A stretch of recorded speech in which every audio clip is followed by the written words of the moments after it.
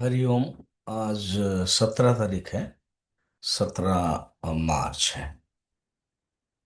भगवान अभी जो श्लोक कंटिन्यू कर रहे हैं उसमें परमात्मा का प्राप्त करने का जो उपाय है वो बताने के बाद लक्षण साधक के अंदर संपत्ति क्या होना चाहिए 5 नंबर में बताने के बाद अब जो छठा श्लोक है उसमें भगवान परमात्मा का जो स्वरूप है पद का उस पद का जो अन्वेषण करना चाहिए उसमें अंत में किसको प्राप्त होने पर संसार वृक्ष अज्ञान के साथ उखड़ जाता है। वो परम पद में की विशिष्टता क्या है? तो कहते हैं बस विशिष्टता है उसको सूर्य चंद्र प्रकाशित नहीं कर पाते हैं।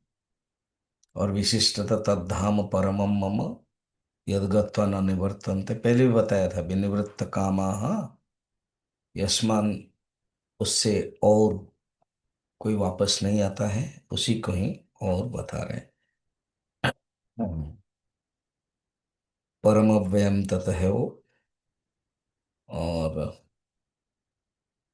यद यस्मिन गता न निवर्तन्ति भूयः, भूयः और एक बार 4 नंबर में बताया था। इसी को ही दोहराते हैं यहाँ पर, पढ़ते हैं। श्री भगवान उवाच यद्गत्वा न तद्भाषयते सूर्यः न शशाङ्को न पावकः यद्गत्वा न निवर्तन्ते तद्धाम परमं मम। यद्गत्वा न निवर्तन्ते, यस्मिन न निवर्तन्ते भूयः कहा गया था। तो यद्गत्वा एक बार प्राप्त करने के बाद फिर वापस नहीं आते, ये विशेषता है। फिर सूर्य वहां प्रकाशित नहीं कर पाता है, जो सूर्य है वो प्रकाशित नहीं कर पाता है। और शशांक माने चंद्र, शशांक, ये अंक माने हृदय होता है, दिल। शश माने शश, खरगोश। तो ऋषियों ने कविता के माध्यम से देखा कि चंद्र में खरगोश का चिन्ह रहता है, इसलिए शशांक नाम है। ऐसे कभी सोचा है ऐसे नाम होता है? शशांक बहुत बच्चों का भी नाम दे दिया जाता है शशांक। तो चंद्र का नाम है शश, खरगोश। अंक, अंक हृदय में, दिल में।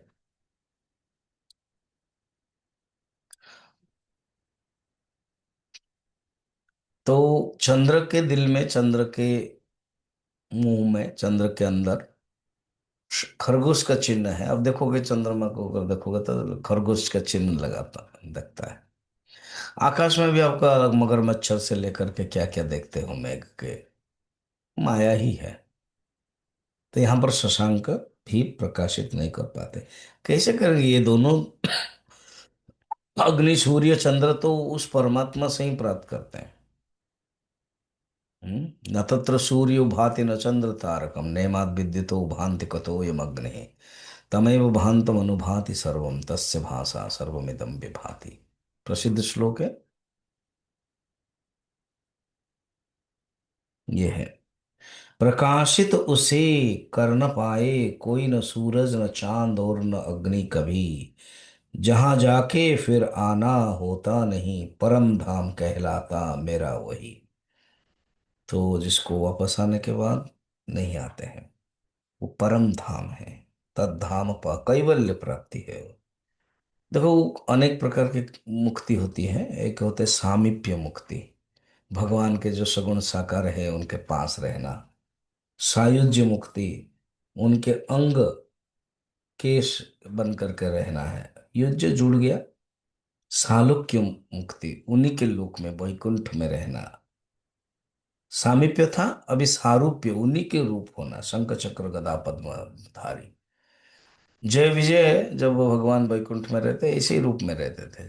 तभी तो सनत कुमार ने कहा है सारूप्य रूप लिया है और तुम्हारे अंदर इतने भावना है।